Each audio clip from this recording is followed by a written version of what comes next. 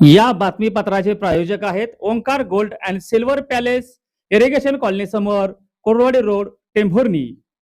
नमस्कार. गुढीपाडवा आनंदाची, गुंफुमाळ यशाची, सोन्यासारख्या माणसाला सोन्यासारख्या सणाच्या शुभेच्छा देताना आम्हाला खूप आनंद वाटतो. आमच्या असंख्य ग्राहकांना, हितचिंतकांना ओंकार गोल्ड अँड सिल्वर पॅलेसतर्फे गुढीपाडव्याच्या खूप खूप मनपूर्वक शुभेच्छा. आपले आणि तुमचे नाते असेच कायम दृढ राहो हीच ईश्वरचरणी प्रार्थना. धन्यवाद.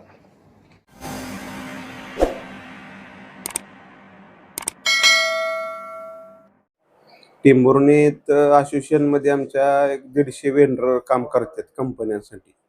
आता असं झालं, इराणचा काय युद्धामुळं शेतकऱ्याचं पेमेंट आणि कंपन्याचं पेमेंट न आल्यामुळं शेतकरी अडचणीत आहेत. आमचे कोट 2-2 कोट रुपये कंपन्याकडे एका वेंडरचं पेमेंट आहे. तर एका कंपनीकडे 30-30, 40-40 कोटी पेमेंट आहे. शेतकऱ्यासाठी मार्च एंड आहे, लेबरसाठी आता हे आहे, त्यांचा रमजान आहे.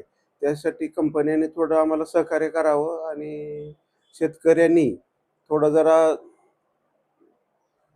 धीर धरावा की पेमेंट कुठं जाणार नाही. आम्ही लोकलची सगळी वेंडर आहे, आम्ही पेमेंट देणारच आहे. 4 दिवस मागं पुढं होईल, जसं कंपन्याचं येईन पेमेंट तसं आम्ही पेमेंट सर्वांचं देऊ. साधारण पेमेंट किती अडकले? पेमेंट एका वेंडरचं 2-2 कोट रुपये आहे. असं वेंडर एका कंपनीकडे 60 आहेत. किती कंपन्या आहेत या भागामध्ये? या भागामध्ये 6-7 कंपन्या मोठ्या आहेत. प्रत्येक कंपनीकडे किती पेमेंट आहे?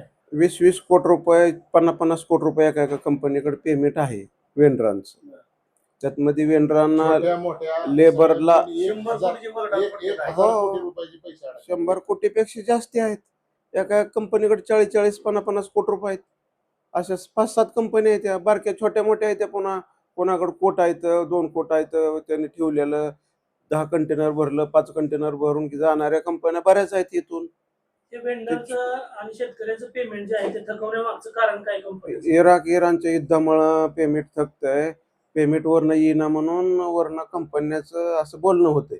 पेमेंट आल्यानंतर आम्ही देऊ, येतंय, थांबा. जर सपोज पेमेंटच वरनं आलं तर त्याचा जबाबदार कोण असणार? नाही आलं तर वेंडर जबाबदार आहे, वेंडर देणार आहे.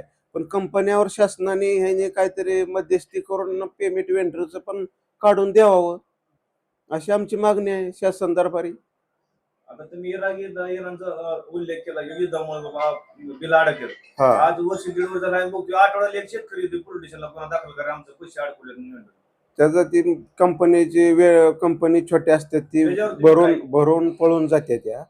त्याचं काय होतंय, कंपन्याला 8 दिवसाला कोणीतरी नवीन भरणारा बाहेरनं येतो माणूस, रोख पैसे देतो. 2 कंटेनरचं 3 कंटेनरचं पैसे रोख देतो. पुन्हा 2-3 कंटेनर भरून जातो, त्याचं पैसे देत नाही. त्याचं नाव माहीत नाही, पत्ता माहीत नाही, काय कुठं ठिकाण माहीत नाही, ऑफिस माहीत नाही. अशा कंपन्या बऱ्याच टेंभुर्णी भागात यायला लागल्यात आणि फसवणूक व्हायला लागली. ज्या केळे व्यापारी आहेत, बागायतदार आहेत, केळे उत्पादक आहेत, ते तुमच्याकडे बघून माल दिलाय का कंपनीकडे बघून दिलाय? त्यांनी आमच्याकडे बघून दिलाय माल.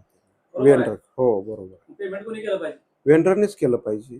पेमेंटची सुविधा आणि शेतकऱ्यांना होणारी जी काय अडचण आहे, याच्यामधून जो वेंडरला जो मनस्ताप होत आहे, ही सगळी जी काही ही क्रमश आहे व्यवस्थित चालण्यासाठी किंवा सुरळीतपणे पेमेंट मिळण्यासाठी काय याच्यात तुमची काय अपेक्षा आहे की शासनाने काय उपाययोजना केल्या पाहिजे? शासनाने ह्यांनी मध्यस्थी घ्यावी, काम चालू करण्यात. पुढं बाबा रेसल का जाईना, काय त्याची मध्यस्थी करावी शासनाने. कंटेनर का अडकल्यात, त्या मालाची काहीतरी विल्हेवाट लावावी. आता स्टोरेज भरलेला आहे, 20 रुपयाने माल घेतलेला आज इथं 100 रुपयाला बॉक्स द्यायला लागले. ती 400-450 रुपयाला बॉक्स ती कॉस्ट पडलेली आहे, ती 100 रुपयाला आज बॉक्स जायला लागलाय स्टोरेजचा. असं झालंय. त्याच्यामुळे मग आज अंदाज आपल्या तालुक्यात किती हेक्टर केळी थांबलेले आहे? केळी आता 200-500 कंटेनर तर माल काढून पडलेला आहे. 400 ते 500 कंटेनर माल काढून पडलेला आहे. स्टोरेजला आहे, काय बोटीत आहे, असं आहे. त्या मालाचे काय बंदोबस्त करावा. कंपनी आम्हाला म्हणते ती माल जाऊ द्या, ती माल विकू द्या, मग पेमेंट देतो. कंपनीचा तुमचा करार झाला असेल? करार नाही, तोंडी व्यवहार. आम्ही करार करून घ्या म्हणतोय, आमचा आणि कंपन्यांचा करार करून घ्या, असं आम्ही शासन दरबारी मागणी आता करणार आहे. 10 वर्षापासून व्यवसाय करतो. त्याच्या आधी किती प्रॉब्लेम आला होता? नाही, ह्याच्या आधी प्रॉब्लेम नाही. महिना दीड महिना पेमेंट लेट व्हायचं, काम असं कंटिन्यू बंद कधी झालं नव्हतं. कंपन्या थोड्याफार, आता देसाई सारखी कंपनी इथल्या लोकांचे पैसे ठेवून बुडवून गेलेले आहे. पहिल्यांदा कंपनी एकमेव आलेली देसाई आहे. 10 वर्षापूर्वी, 15 वर्ष, 2007ला 9ला काम चालू होतं त्या कंपनीचं. ती कंपनी इथल्या लोकांचे पैसे ठेवून गेली, पैसे बुडवून गेली. असे काही बागायतदार आहेत का केळी उत्पादक ते तुमच्याकडे रोज हेल्पाडे मारतात, असं काय आहे का? हो, रोज आहेत, हेल्पट मारतात, फोन करतात. तुम्ही काय आश्वासन देता? आम्ही देतो बाबा, 4 दिवस थांबा, 8 दिवस थांबा, असं आम्ही सांगतो त्यांना. एकंदरीत या भागामधील जे काही शेतकऱ्यांचं पेमेंट आहे, अशा किती कंपन्यांना पेमेंट बुडवलेलं आहे आणि तो आकडा काय आहे?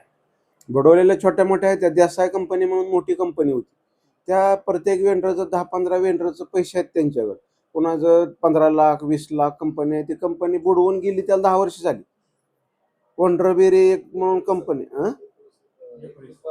19-22 साली वंडरबेरी म्हणून कंपनी आहे. त्या कंपनीनं याचं वेंडरचं 5 ते 6 कोटी रुपयापर्यंत पैसे बुडवून गेली. ते वेंडरने सोसलेत. शेतकऱ्याचे पैसे दिलेत कंपनीने, हे नाही वेंडरने.